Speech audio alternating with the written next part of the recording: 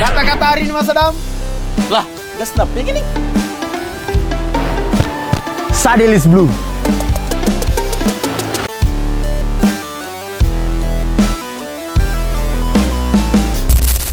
Resmi gabung Persib Bandung, Sadil Ramdhani diperkenalkan dengan cara super unik. Klub kebanggaan Bobotoh, yakni Persib Bandung, memperkenalkan pemain anyarnya pada hari ini. Ya, sosok tersebut tak lain dan tak bukan yakni Sadil Ramdhani. Sadil Ramdhani diperkenalkan sebagai pemain Persib Bandung dengan cara yang tak biasa. Sadil Ramdhani diumumkan melalui cuplikan video pendek yang ditayangkan lewat Videotron di perempatan Jalan Insinyur Juanda dan Jalan Dago. Head of Communication PT Persib Bandung bermartabat, Adi Pratama angkat bicara terkait perkenalan pemain anyarnya tersebut. Dirinya mengakui dalam waktu dekat ini manajemen Persib Bandung akan mengumumkan pemain Persib Bandung. Namun perkenalannya tidak hanya melalui media sosial, tapi lewat media lainnya seperti Videotron.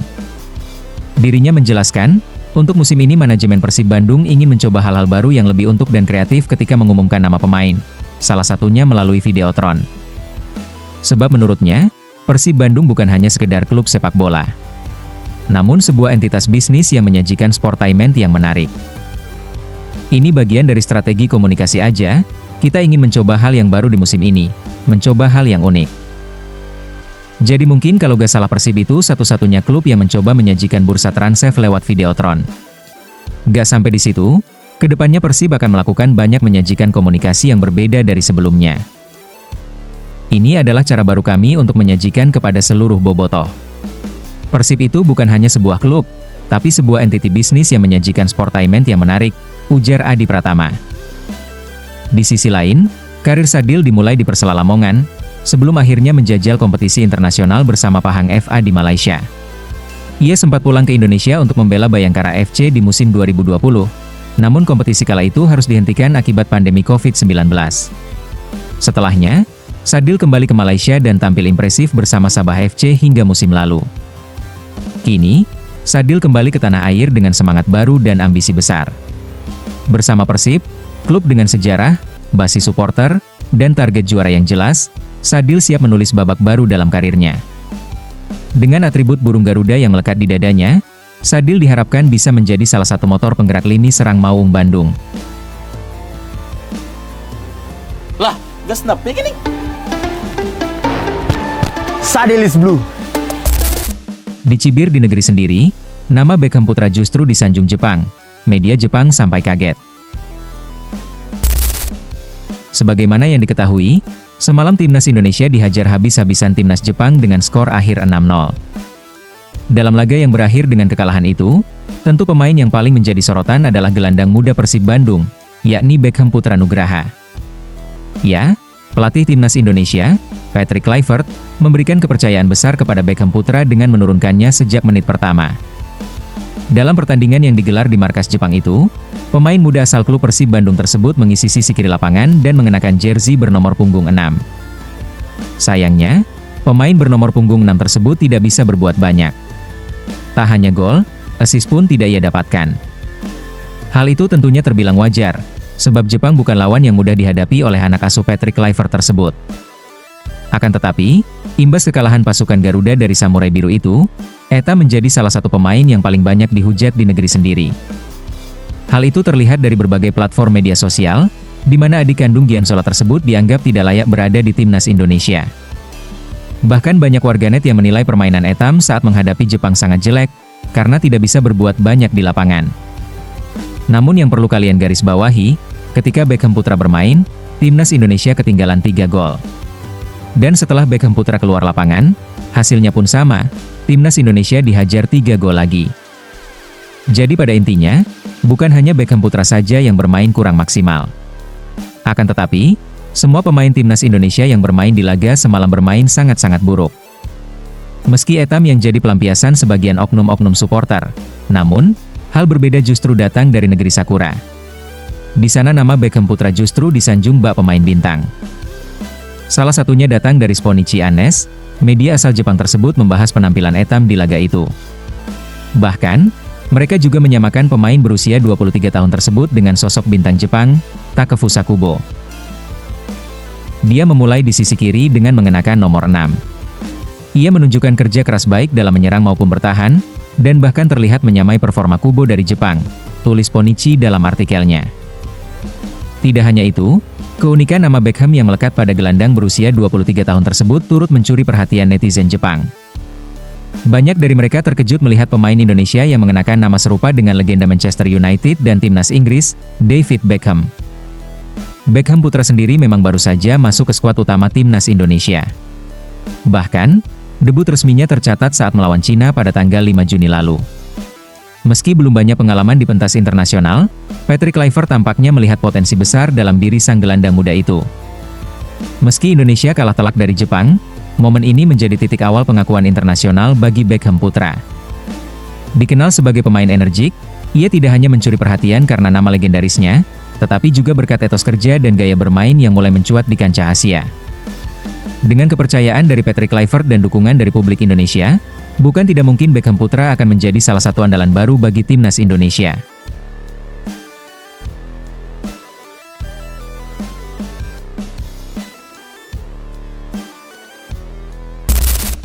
Punya potensi yang sangat alami, pundit Malaysia dibuat takjub dengan debut Beckham putra.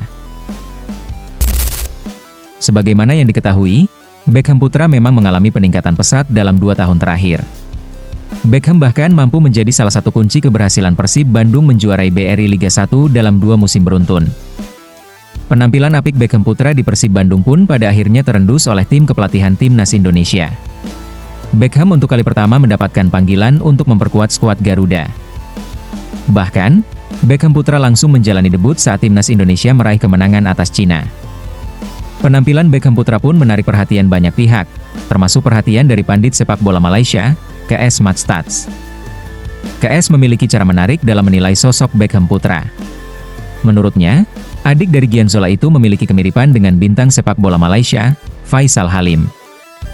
KS Matstats merasa Beckham putra sebagai pemain muda dengan potensi yang luar biasa. Karakter permainan sosok yang akrab disapa Etam ini pun sangat menarik bagi KS. Menurut KS, Beckham putra bermain seperti tidak memiliki rasa takut. Pemain berusia 23 tahun ini akan terus melaju untuk mencapai tujuan. Beckham putra sedikit mengingatkan saya kepada Faisal Halim. Dia punya pola permainan seperti itu. Dia bermain sepak bola tanpa struktur apapun dan tanpa rasa takut terhadap elemen apapun di depannya, ujar KS Matstats. Lebih lanjut, KS Matstats menyebut saat ini timnas Indonesia dihuni banyak pemain yang berpengalaman di Eropa. Ada yang matang di Italia, Belgia, Belanda, dan Inggris.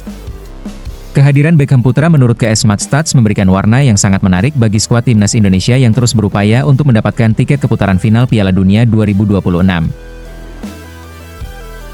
Timnas Indonesia memiliki variasi dari para pemain keturunan yang berlaga di Eropa, lalu kini mereka mendapatkan tambahan rasa dari Beckham putra, jelas KS Matstats.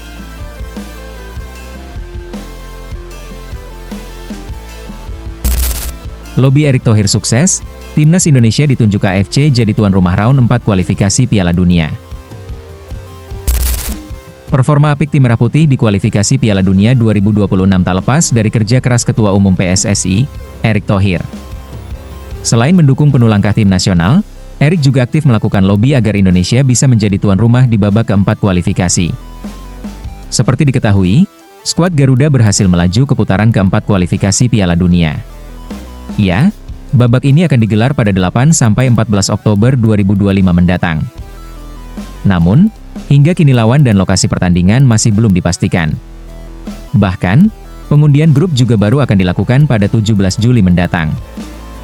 Di babak keempat nanti, akan ada 2 grup yang masing-masing berisi 3 negara. Pesertanya adalah tim-tim yang menempati posisi ketiga dan keempat di klasemen akhir babak ketiga. Sementara itu, soal tuan rumah, AFC belum mengumumkan keputusan resminya. Qatar dan Arab Saudi disebut-sebut menjadi kandidat kuat penyelenggara. Meski begitu, Erick Thohir dengan tegas mengungkapkan akan berupaya keras untuk mendaftarkan Indonesia sebagai calon kuat tuan rumah.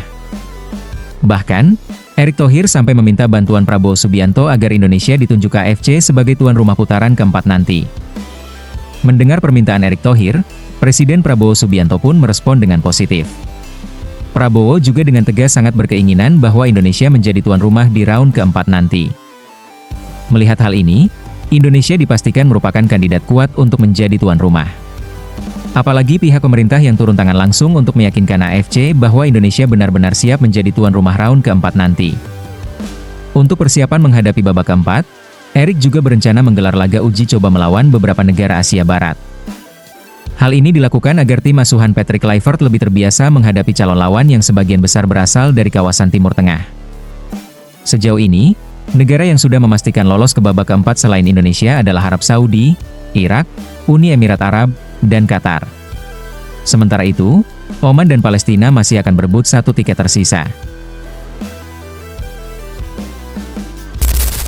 Diabaikan timnas Indonesia, Persib Bandung serius incar Cyrus Margono untuk memperkokoh lini belakang. Seperti diketahui, Cyrus Margono merupakan salah satu kiper keturunan Indonesia yang lahir di Amerika Serikat. Kiper berusia 23 tahun itu telah memutuskan untuk menjadi warga negara Indonesia sejak Maret 2024 demi memperkuat timnas Indonesia. Namun, keinginannya untuk membela skuad Garuda belum terwujud hingga saat ini karena tidak pernah dipanggil oleh pelatih timnas Indonesia. Margono sempat mendapat harapan usai pelatih baru timnas Indonesia, Patrick Kluivert, memantaunya melalui pelatih kiper Sjoerd Woudenberg. Saat itu, Woudenberg menemui Margono di Kosovo, tempat sang penjaga gawang berusia 23 tahun membela klub KF Dukak Jini. Momen itu sempat menjadi sinyal kuat bahwa Margono berpeluang dipanggil oleh Patrick Kluivert ke timnas Indonesia untuk kualifikasi Piala Dunia. Namun lagi-lagi, kiper kelahiran Amerika itu diabaikan timnas Indonesia dan dia tidak dipanggil Patrick Kluivert untuk laga kontra Cina dan Jepang bulan ini. Baru-baru ini, pemain diaspora berkewarganegaraan Indonesia itu dilaporkan menjadi salah satu kandidat kuat kiper baru Persib Bandung. Kabar transfer itu disampaikan oleh akun X yang kerap membahas soal rumor transfer Persib Bandung, Seleding Tekel.